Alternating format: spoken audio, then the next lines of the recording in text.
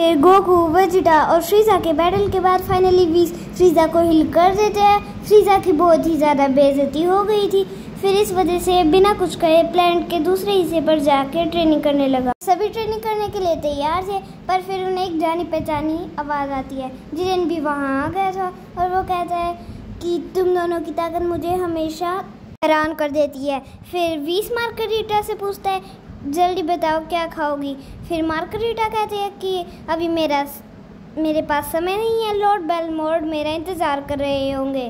वो यह कहकर यूनिवर्स 11 में वापस चली जाती हैं। गोकू कहता है कि तू सही टाइम पे आया है, बहुत समय हो गया तेरे साथ बैटल किए हुए, चल एक बैटल करते हैं। फिर जिरेन कहता है तूने अभी अभी एक बैटल किया और एक नई शक्ति भी हासिल किया है, क्या अभी भी तेरा मन नहीं भरा। फिर गोकू कहता है कि तेरे जैसा ओपोनेंट अगर सामने हो।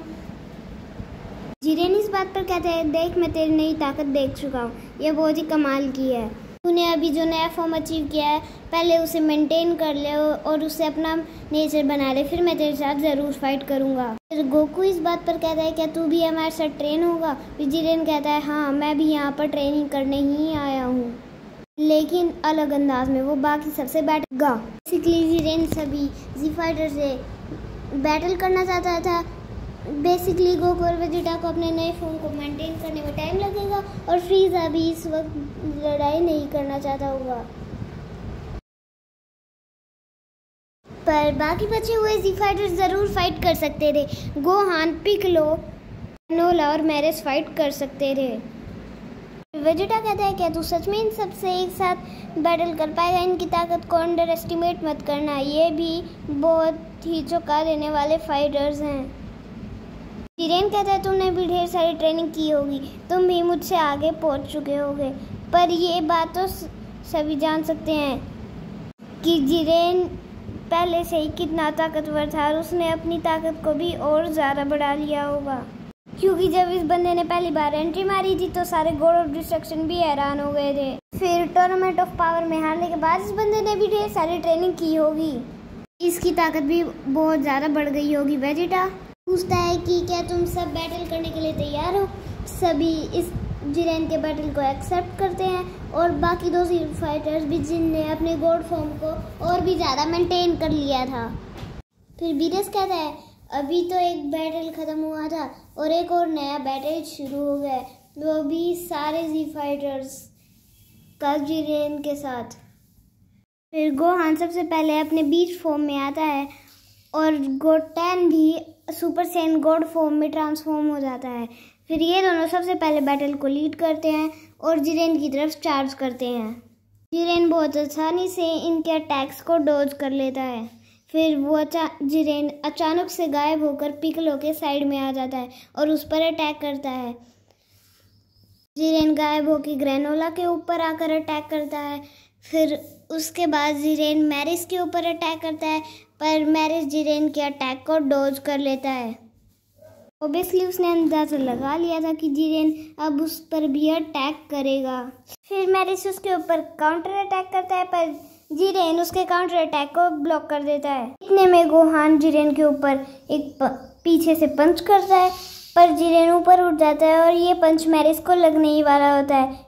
फिर तभी गोहान रुक जाता है। फिर गोहान और मैरिस जिरेन की तरफ एक पंच करते हैं। ग्रेनोला आता है और उसके साइड में खड़े होकर उस पर एक पंच करता है, पर जिरेन शिफ्ट होकर डॉज कर लेता है। फिर पिकलो अपने ऑरेंज फॉर्म में आकर उसे जगड़ने की कोशिश करता है।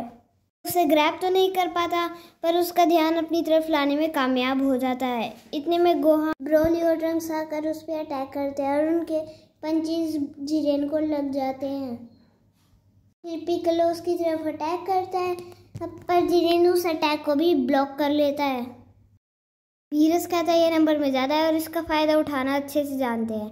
वीस इस बात पर कहता है कि यही एक असली वॉरियर की पहचान होती है माय लॉर्ड।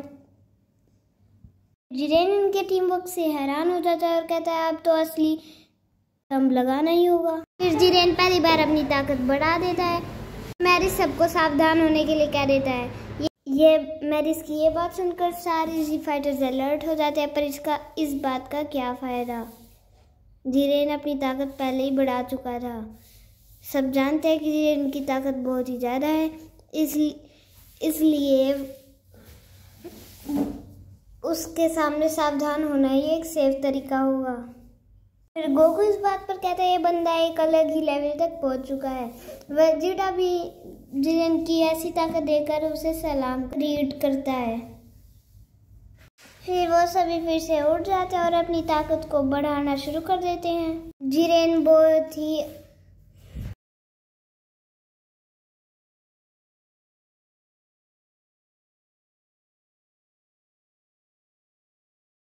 और पिक्लो मैकेन्जो के साथ अटैक करते हैं।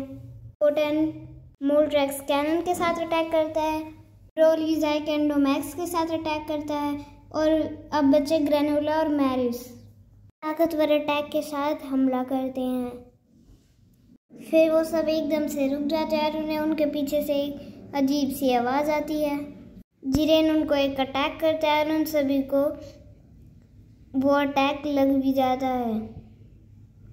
फिर ये देखकर लगता है कि ब्रोली की स्पेशल ताकत बाहर आने वाली है, पर ऐसा कुछ नहीं होता है। नेक्स्ट पार्ट को देखने के लिए मेरे चैनल को सब्सक्राइब कीजिए।